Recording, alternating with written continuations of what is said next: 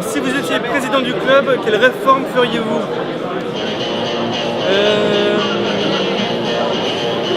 Ça fait monter les talons. Ah ouais, c'est genre oui, je me mets dans la peau du président donc. J'essaierai de donner plus de chance aux jeunes créatifs.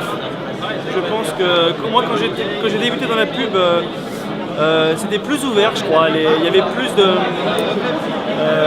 Je ne sais pas pour quelle raison, on avait plus de chances de se trouver avec un boulot dans le club et c'était stimulant pour tout le monde. Aujourd'hui, j'ai l'impression que les jeunes se sentent un peu coupés de ça, que c'est un peu une chasse gardée pour des gens plus seniors et du coup, ils perdent un peu la foi dans ce métier. Ils ont moins, donc je pense que je ne sais pas comment faire, mais j'essaierai d'ouvrir plus aux jeunes et de leur faire aimer le métier, leur donner plus de passion. Et pour ça, je crois que le club s'ouvrira le plus. Je ne sais pas comment, mais voilà, c'est ce que je ferai. Faire baisser les prix pour que plus de créatifs participent au club des directeurs artistiques et qu'on puisse inscrire davantage de travaux. Donc pour faire briller davantage le club, je ferai baisser les prix. J'essaierai de simplifier le contenu du livre. Essayer de pas forcément essayer d'éviter qu'on retrouve toujours les mêmes créas dans différentes catégories pour avoir plus de choses dans le bouquin en fait. Je trouve que si la créa est bonne sur toutes les catégories, ce qui est dommage c'est qu'on va la voir 10 fois dans le livre. J'interdirais le fait qu'il n'y ait pas de prix remis dans les catégories. Quoi qu'il arrive, toujours un prix. Quand on court un 100 mètres, même si les 10 devant se cassent la gueule et que nous on met 10 minutes à le faire, on a gagné le 100 mètres. Voilà. Voilà, c'est une compétition, il y a forcément un vainqueur. Je trouve pas ça normal, même si la qualité n'est pas dingue, je trouve pas ça normal qu'on décide arbitrairement que dans telle ou telle catégorie, il n'y ait pas de prix. Je mettrais un peu moins le paquet sur la bouffe et un peu plus le paquet sur la soirée. De la musique, de l'alcool, ça finit tard et on rentre tous bourrés. Pourquoi pas une catégorie annonceur? Pour dire, tiens, c'est quoi la meilleure pub créative selon un annonceur? Et qu'on voit un petit peu le delta, ce serait intéressant. Alors moi je trouve que le dress code, je crois que ce soir c'était tenue de soirée. Le dress code n'est pas assez imposé fermement. J'invite Bertrand à sévir, à refuser l'entrée à ceux qui ne font pas l'effort. Au club des directeurs artistiques, au fameux D&AD dont tout le monde parle avec des trémolos dans la voix, les mecs vont en costume.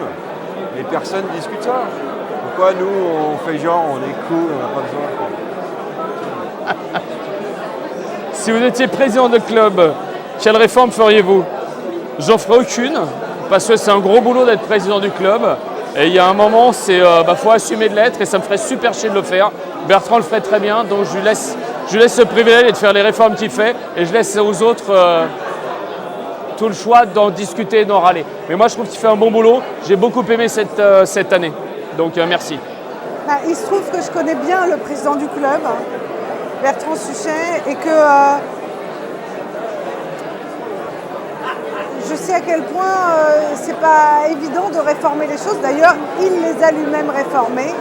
J'ai beaucoup d'admiration pour lui. J'ai aucune prétention d'avoir l'idée de réformer le club. J'ouvrirai une catégorie aux travaux personnels des créatifs entre guillemets connus. Entre guillemets connus, c'est-à-dire déjà primés. Ouais. Et j'ouvrirai un truc, que font les créatifs quand ils ne font pas de la création?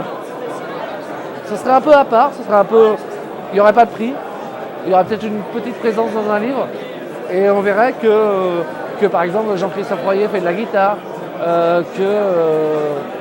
qu'un tel écrit des chansons, qu'un tel fait des courts-métrages.